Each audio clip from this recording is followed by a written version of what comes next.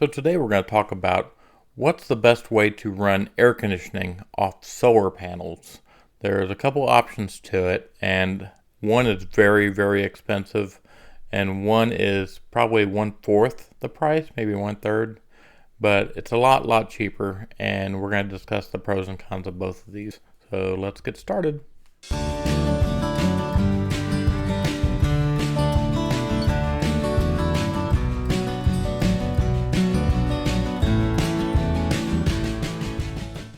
So I'm going to show you a list of the pros and cons of these two types of air conditioning units, and what's going to involve making them run, and the costs involved in it. What kind of labor also is involved in making this sort of thing work.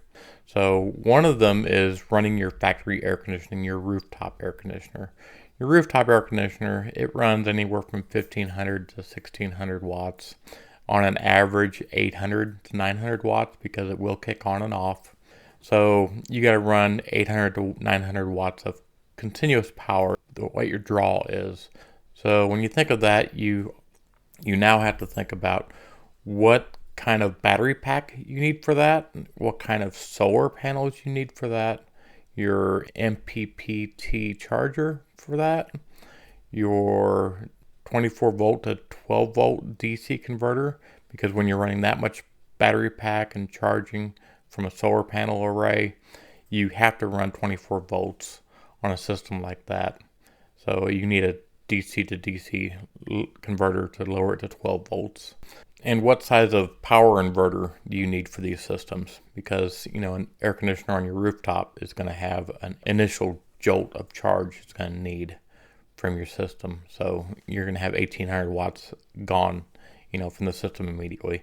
And the reason why I say, for example, you're running a rooftop air conditioner, you really need a 3000 watt inverter, because you could be running other items. You could be boiling a pot of water, or other items, or your refrigerator. These items can be running constantly or kicking on and off. And you don't know when it's going to kick on. So you need a little bit of a buffer for your power inverter. Now, whenever you're going to run a window air conditioning unit, which is the other option I'm going to be talking about, the window air conditioner is going to run a lot less power, a lot less watts. Now, I'm going to suggest buying the Drio window air conditioner. It's 8,000 BTUs of air conditioning cooling it has. Now, I know you may not need 8,000, you may only need 5,000, but they don't make a 5,000 BTU inverter air conditioner yet.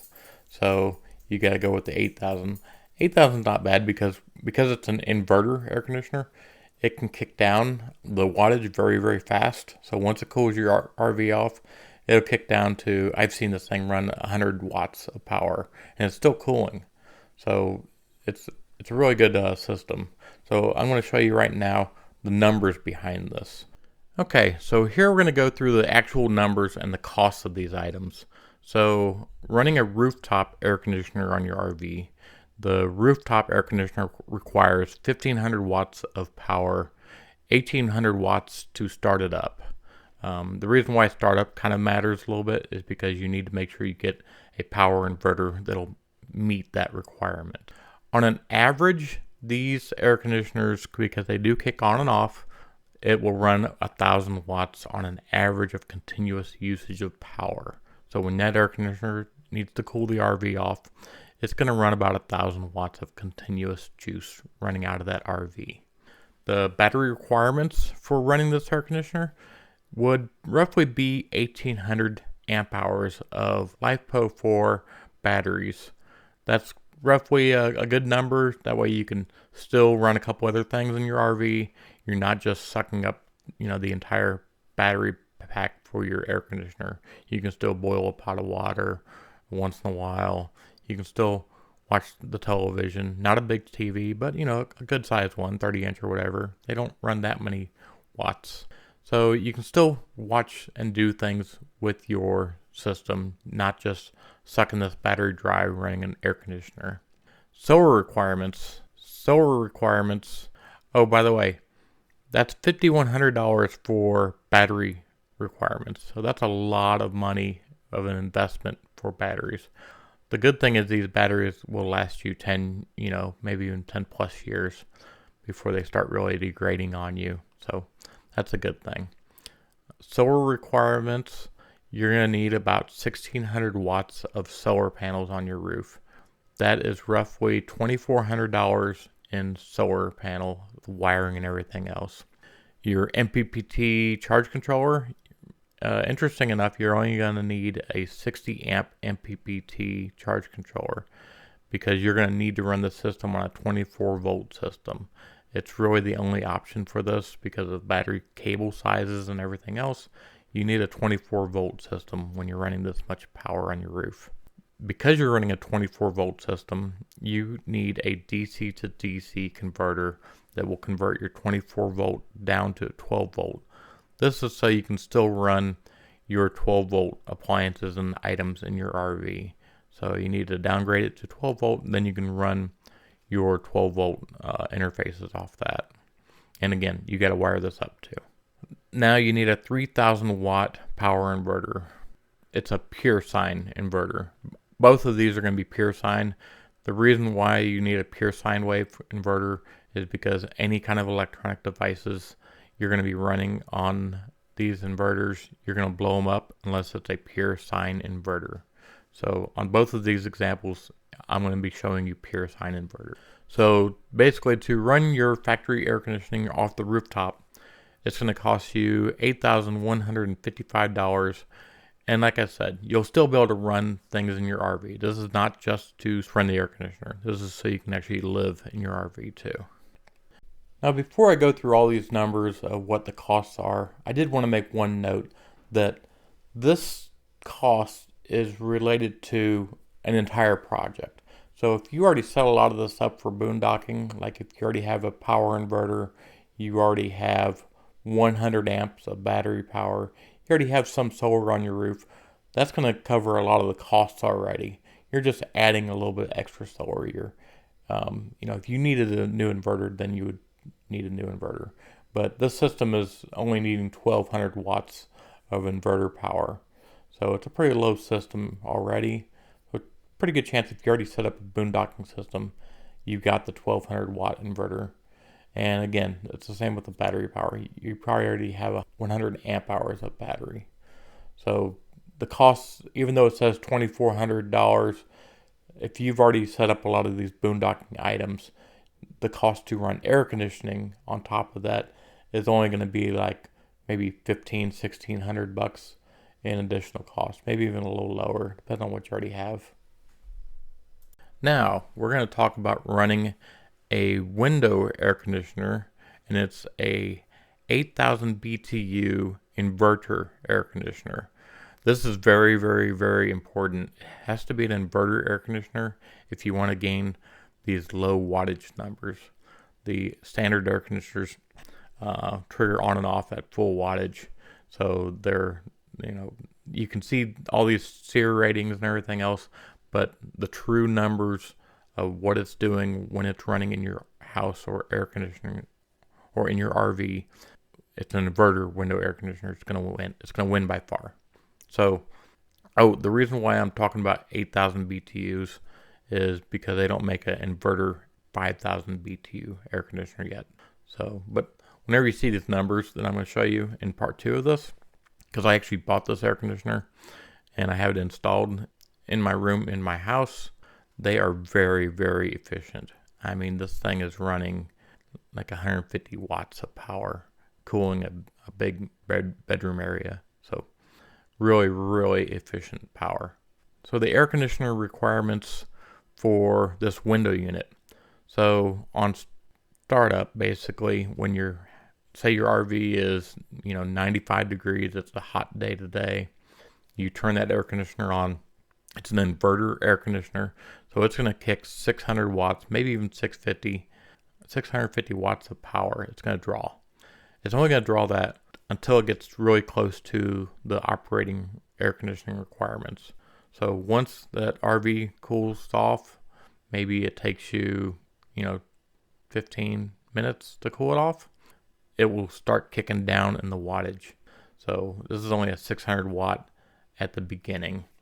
Like I said, once it hits it, the wattages will drop drastically. I put a temperature gauge on the vents of this air conditioner. I don't know how it's doing it, but I was seeing 25 degrees of temperature coming out of it. That's Fahrenheit. 25 degrees of Fahrenheit temperature blowing out. It was freezing cold. I mean, freezing. So when this thing is on max power, kicking the AC on, it's spitting out really cold air. Continuous use, I'm being a little nice on this, I think. I think it's even lower, but this inverter air conditioner will run roughly 230 watts on an average continuous usage. I'm being a little nice on these numbers because I've seen even lower. I've seen this thing running 180 to 130 watts continuous usage. So I'm just kind of being a little more in the gray area on this. So let's talk about costs. This window AC unit is going to cost you $300. The battery requirements, because it doesn't require a lot of juice, is about 280 amp hours. I'll explain why I'm saying 280 amp hours in a minute. So $720. Solar requirements, 500 watts on your roof. Nothing at all. You can put that anywhere. And this is a big deal about having the opportunity to put these things anywhere, because if you're putting 1600 watts of solar on your roof, you are very limited. Can you even get it on your roof? So you're very limited where you can put it. You're going to be putting these things really close to that roof air conditioner or to a vent. And then when that vent shadows part of your solar panel, it's going to shut it off. The entire 100 watt or 200 watt solar panel is going to get shut off once a shadow covers a little bit of that panel. That's just how solar works. If you cover a little bit of a panel with a shadow, it shuts off. So you're limited on space is what I'm basically saying. So when you have 500 watts is all you need on your roof, you have a lot more options of where you can put these panels at. So that's a good thing. MPPT charge controller, you only need a 40 amp MPPT charge controller. You don't need a 24 volt system. So you don't need a DC to DC converter. That's a good thing, because then you don't have to rewire for your DC system. And you only need sorry, I wrote this wrong. This is a 1500 watt. You only need a 1500 watt power inverter. You don't need a 3000 watt power inverter. So total cost, $2,460. That's going to give you the power to run any of your devices in your RV, your television, and keep your RV cool. So this is a win-win, I think. $2,460 compared to $8,155. And I'm going to show you the items that you would need. So on running your rooftop air conditioner, you need a battery. So I'm going to give you the real life numbers here. So, 260, this is a 20 amp. So about $260 is what you're going to be paying for a 100 amp battery. You need a 1600 watt solar kit, and here's a nice packaged one.